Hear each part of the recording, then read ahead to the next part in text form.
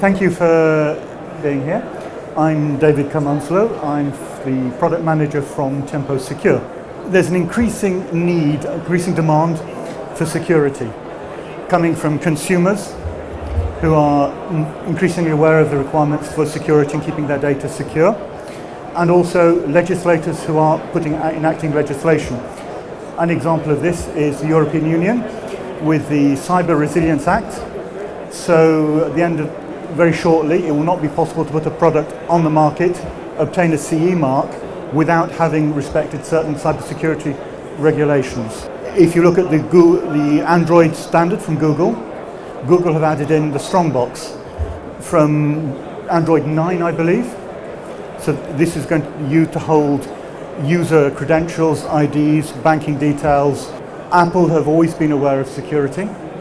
So from the iPhone 5, they've included secure elements within their devices to hold notably things like the touch data, biometric information, but also used to hold credentials for banking and other such details that Apple offer. So I've mentioned secure enclave. What is a secure enclave? It's something that comes under a number of different names. So we have secure element, secure enclave, root of trust, secure vault, hardware security module.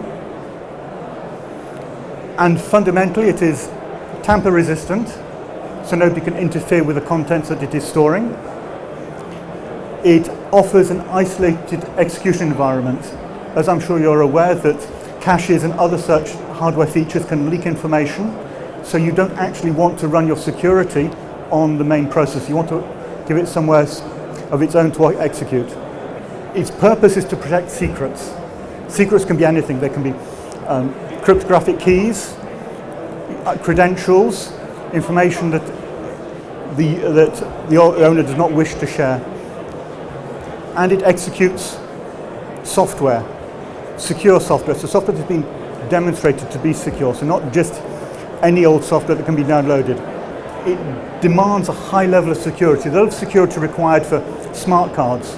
Everybody's very much aware that their banking card must be secure, but also your SIM card, it needs to be secure. It can be used in ticketing and transit, which is actually much more exposed than one imagines, because nobody's going to think about hacking their bank card. People might want to play with hacking their MyFair card for transport. So fundamentally, curiously, ticketing requires a high level of security because hackers see it as an interesting game to attack it. It's also used for access control, credentials, and also now starting to be used in ID and governmental documents. So it needs to offer protection against software attacks, physical attacks, and again, side channel attacks, such as differential power analysis. So it's not just any hardware. I'm from marketing, so I'm going to tell you that our devices are secure, but you don't want to believe me. So these have to go through certification from qualified certification labs, which do white box testing on the device, such that they open it up, actually look inside. It's a very deep testing, and we can get to very high levels of security through that. So we have devices that are certified for SIM cards, EAL5+, if you are aware of this. And these things have a wide range of applications. So you have digital money, mobile telephony, IoT, security cameras, and also automotive, which is another large market. Where are we going to find secure elements? So they are starting off, we're all familiar with them in our SIM cards. They're also being used for NFC with secure payments embedded in telephones. IoT, notably, for example, NB-IoT, which is basically a cellular modem. You need a SIM card in those. And now the automotive is becoming a real mobile phone, in as much as the amount of the communication, the mobile communication in the modern car is quite astonishing. And where we do see it evolving, so within hardware security modules to protect cloud and AI, with digital identity with the ID wallets, digital currency, so we're all aware of bitcoins that are lost, so a secure element can be used to secure the bitcoins. And a final application, which is really quite surprising, which is defense. One of the interesting things is you don't want somebody to take your missile and use it against you. So by adding a secure element in, you can protect your devices from being used by people you don't want them to use, and also protect the technology within your weaponry. So if we actually look at what a secure element might look like, and this looks very much like any standard microcontroller, but it's executing within a secure enclave. So it has its own isolated interconnect. It has a RISC-V CPU. This is interesting because we integrate a lot of security deep within the CPU to prevent power analysis attacks. And the RISC-V architecture, the RISC-V ecosystem allows us to do that without upsetting the IP vendors who might not let us insert security within their CPUs. We have secure memory that is separate, that is protected by error correction codes, so that you cannot insert glitches within the memory. And again, also protected against prime because it's encrypted, such that you can't look inside and see what the memory contains.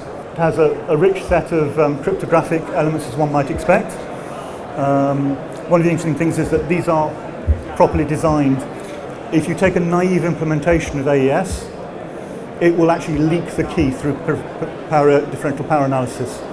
So all of these blocks have been certified and are designed such not to leak the secrets, which is one of the key features that we offer.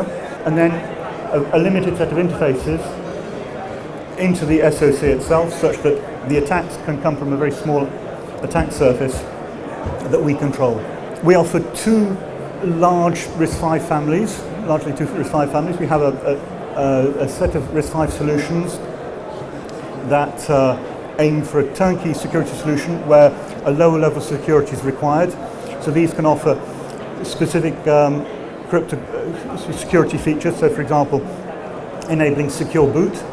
So we have a secure boot feature which uses LMS to enable booting from verified authenticated firmware, but allowing in-field updates of the firmware that have been signed with the correct keys, with up to about 32,000 updates in the field, which is probably more than the flash memory will actually survive.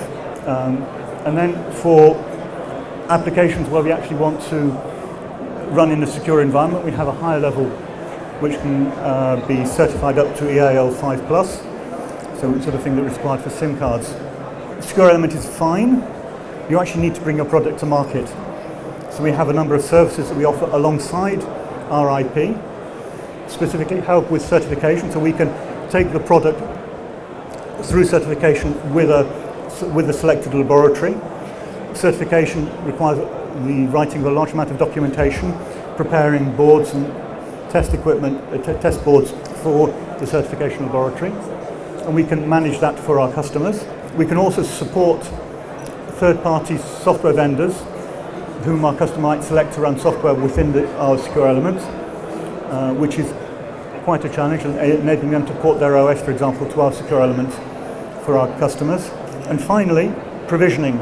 Something that is forgotten about a lot is that one needs to establish a root of trust, and the root of trust is established during provisioning, and from that is based the chain of trust for all through the lifespan of the device, and we can also provide expertise within that area. So that gives you an overview of our secure elements. Thank you very much.